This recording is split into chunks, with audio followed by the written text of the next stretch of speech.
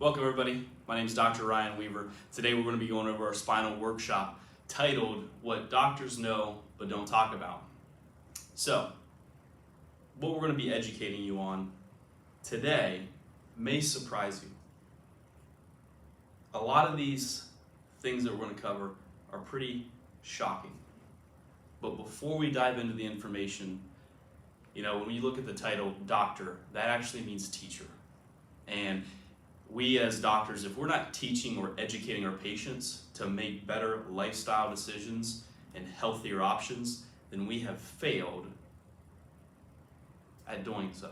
We have failed as a profession. We have failed in making our community and our patients better. So that is, again, the main reason that we do these spinal workshops, is to continue to educate. That is the most important thing, the number one thing I can do for patients in my office and our community. So, let's dive into this. Our spinal workshop tonight. Opioids, over-the-counter drugs, a lot of generic names. A lot of these you may have heard of. Gabapentin is another one.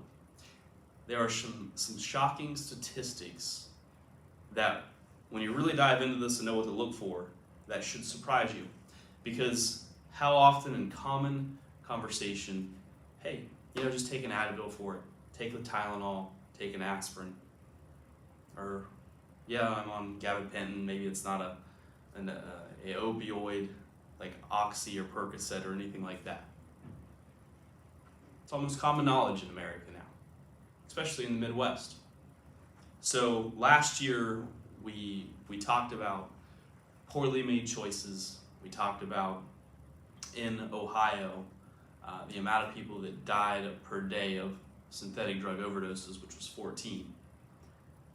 So leading off with the opioids, of what we know, but not a lot of our patients know this, the risk of developing addiction to opioids is 3 to 5 days of taking prescription pain reliever. That means if you started a prescription painkiller on a Monday, by Wednesday through Friday, at least the weekend, you could be addicted to that. You heard me, and you have heard me if you've listened to any of our prescribed epidemic talk about heroin. 3 out of 4 individuals who use heroin started so by using pain relievers. Some of these you heard me mention earlier: Oxy, Percocet, Vicodin, Narco, codeine, which is in Tylenol and Robitussin, Dilaudid, morphine, again the biggest one that we hear more so now than ever, fentanyl, which fentanyl is 100 times more potent than morphine and 50 times more potent than heroin. And then you have methadone, which is used to treat opioid addiction. So you've seen this continue to rise, and during the COVID era, you didn't hear much about it, but yet it continued to rise.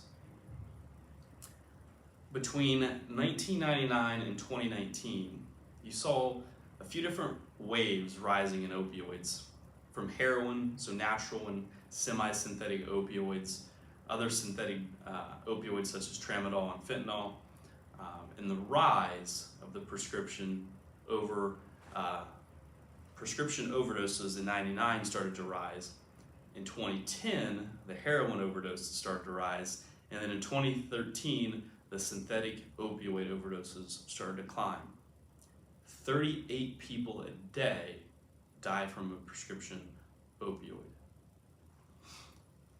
So, that should start questioning, how long are we going to take these opioids if you've been prescribed those? The better question is there an alternative to this?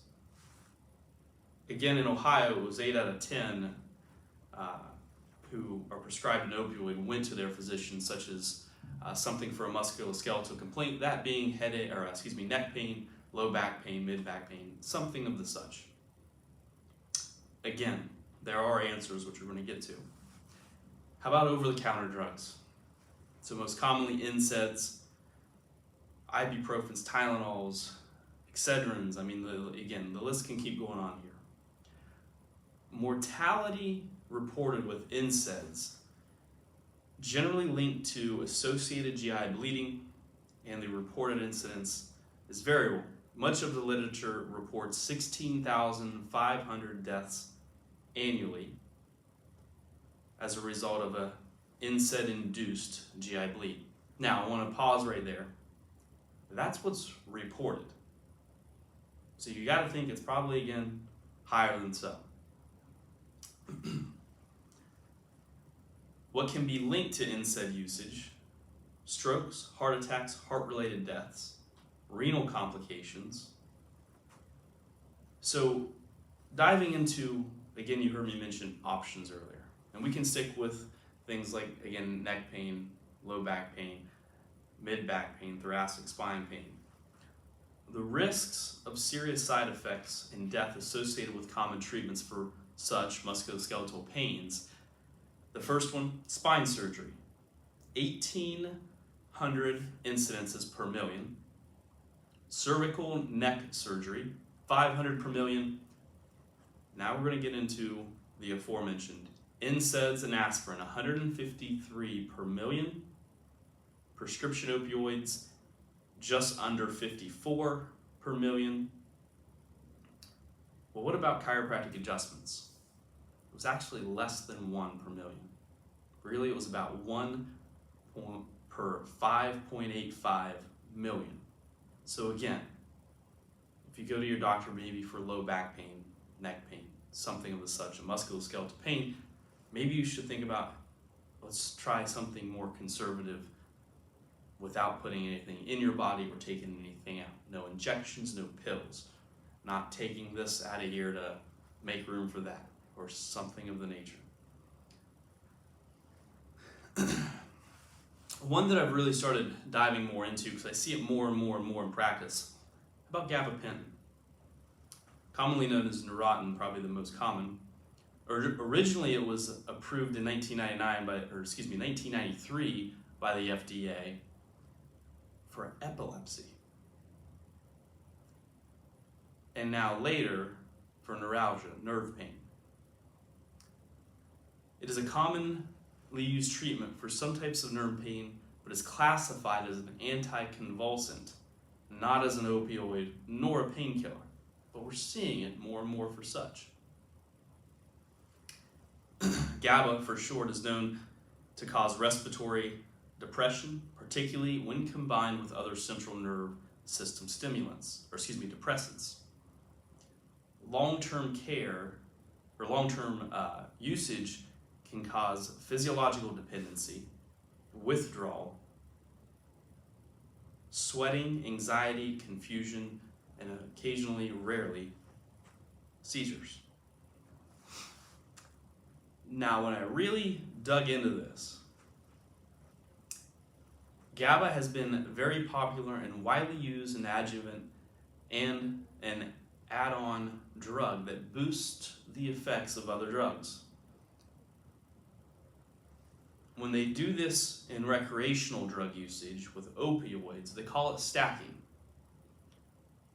Users were found also to be taking GABA all by itself in place of opioids to get high and stay high during rehab, because they don't test for that in mandatory drug screenings, at least yet.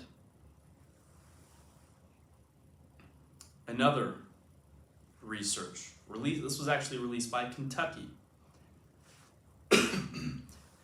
Data gathered from autopsies performed on people who died of drug overdoses. The data revealed that the presence of gabapentin alongside deadly opioids such as heroin and fentanyl.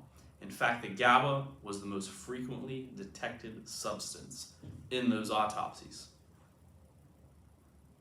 Well, here's another thing that we need to know, because we can always track it back to the dollar. It is relatively inexpensive as well. It's not marked as a highly addictive substance. It is very easy in large quantities to get.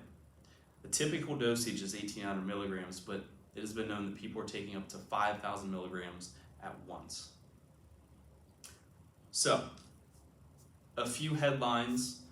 Some of those drugs you may have heard, may have seen, you have easy access to them over the counter.